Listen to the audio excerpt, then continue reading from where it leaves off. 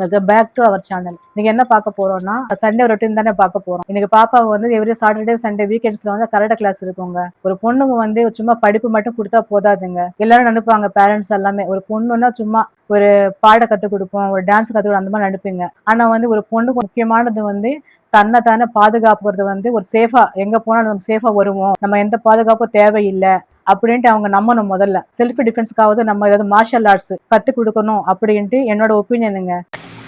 பாப்பா கிளாஸ் முடிச்சுட்டு வீட்டுக்கு வந்த உடனே எல்லாரும் வழக்கம் போல ரெடி ஆயிட்டு சர்ச்சுக்கு கிளம்பினாங்க. சர்ச்சில் எனக்கு வந்து ஈஸ்டர் செலிப்ரேஷன் நடந்துட்டு இருந்துச்சு. டிராமா ஒண்ணு போட்டாங்க. அது பாக்குறதுக்கே அவ்வளவு எமோஷனலாவும் டச்சிங்காவும் இருந்துச்சு. ஏன்னா ஜீசஸ்க்கு பத்தி நம்ம படிக்கிறது வேறங்க. இப்ப நம்ம தத்வரூபமா நேர்ல பார்க்கும்போது அவர் நம்மளுக்காக எப்படி சிலுவை சுமந்தாரு, எப்படி திருப்பி 3வது நாள் உயிரோட திரும்பி வந்தாரு அப்படின்னு நம்ம நேர்ல பார்க்கும்போது அவ்வளவு டச்சிங்காவும் எமோஷனலாவும் இருந்துச்சுங்க. அப்புறமா பாஸ்டர் வந்து பத்தி பிளெஸிங்கான வேர்ட்ஸ் சொன்னாங்க. அது முடிஞ்சிச்சு. அப்புறம் அங்கே ஈஸ்டர் செலிப்ரேஷன் நடந்துட்டு இருந்துச்சு இல்லையா, அங்கே சாப்பாடு போட்டாங்க. அங்கே சாப்பிட்டு முடிச்சிட்டோம். சாப்பாடு வந்து வீடியோ எடுக்க முடியல.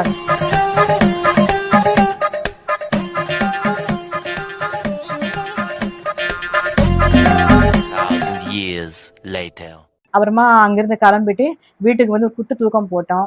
பாப்பா ரொம்ப நாளா கேட்டுக்கிட்டே இருந்துச்சுமா, இந்த மாதிரி ஃப்ரெண்ட்ஸ் எல்லாம் கட் பண்றாங்கம்மா, லீவ் டைம்ல எப்படியாவதுன்னா இந்த ஹேர் பேண்ட்ஸ் அப்படியே வந்து பீஸா வேணும்னு கேட்டுக்கிட்டே இருந்தாலும் நான் வாங்கி கொடுக்கவே இல்லை. ஏன்னா இப்போ எக்ஸாம் டைம் இல்லையா, இப்போ இந்த டைம்ல நம்ம வெளியே சாப்பாடு சாப்பிட்டோம்னா ஏதாவது ஹெல்த் இஷ்யூ ஆயிடும் இல்லையா, அதனால வேணாம்மா லீவ்ல கண்டிப்பா வாங்கி தரேன்னு சொன்னேன். எக்ஸாம் எடுத்து 2 நாள் ஆயிடுச்சா, அதுல இருந்து ஒரே தொல்லை பண்ணிக்கிட்டே இருந்துச்சு. வாமா போலான்னு.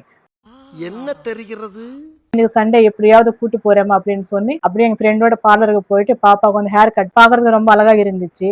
அங்கிருந்து அப்படியே கிளம்பிட்டு அவங்க எங்க ஹஸ்பண்டுக்கு போன் போட்டேன், வாங்க இந்த மாதிரி நாங்க பீஸா கடைக்கு போறோம் அப்படின்னா, இல்லம்மா எனக்கு வேலை இருக்கு வர முடியாது நீங்க போங்கன்னு சொன்னாங்க. சரி பசங்க நம்ம ஜாலியா போயிட்டு வருவோமே.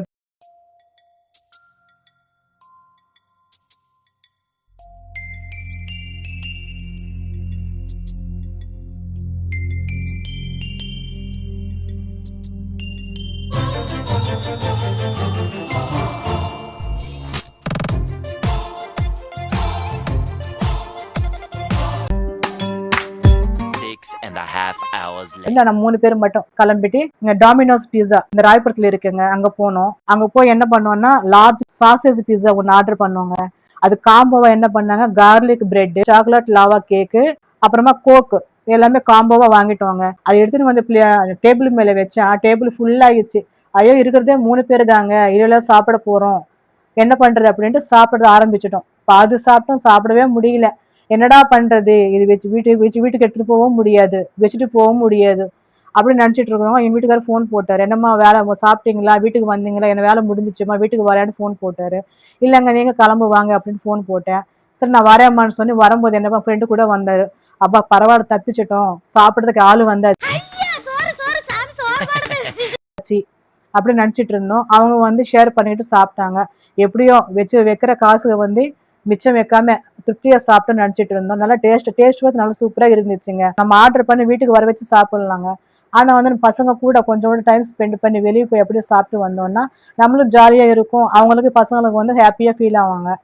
அப்புறமா அங்கிருந்து சரி வீட்டுக்கு கிளம்பி போவோம்னு சொன்னா எங்க வீட்டுக்கார ஃப்ரெண்ட் என்ன பண்ணாங்க, இல்லங்க அப்படியே கிளம்பி வீட்டுக்கு போனோம் அப்படின்னு சொன்னா எங்க வீட்டுக்கார ஃப்ரெண்ட் என்ன சொன்னாங்க, நான் எப்போதான் வருவேன், இல்ல ஐஸ்கிரீம் சாப்பிடுவோம் வாங்கன்னு சொல்லி அங்கிருந்து கிளம்பி ஐஸ்கிரீம் கடை தாங்க போனோம்.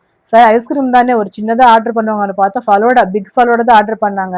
சாப்பிடவே முடியல. சாப்பிட்டுருக்கோம். அப்புறமா 2 ஐஸ்கிரீம் 4 பேரா பாதியா சாப்பிட்டு முடிச்சுட்டு கிளம்பி வீட்டுக்கு வந்துட்டோங்க. அவ்வளவுதான் ஃப்ரெண்ட்ஸ், நீயோட வீடியோ முடிஞ்சிச்சு. இந்த வீடியோ உனக்கு பிடிச்சிருக்க நினைச்சிட்டு இருக்கேன். பிடிச்சிச்சுன்னா லைக் பண்ணுங்க, ஷேர் பண்ணுங்க, சப்ஸ்கிரைப் பண்ணுங்க, மறக்காம சப்போர்ட் பண்ணுங்க.